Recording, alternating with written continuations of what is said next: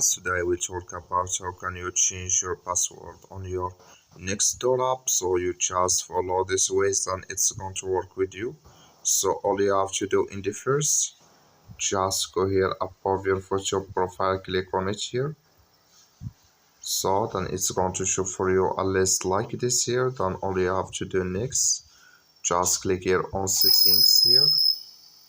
So then it's going to take you to this list. It's going to show for you like this here.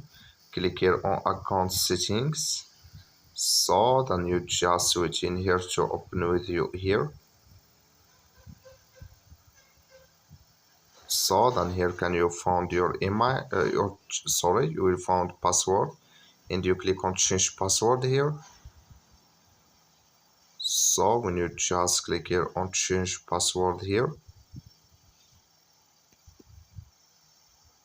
then it's going to show for you a list like this. Add your current password, new password, confirm your password, click on set new password, and it's going to add with you.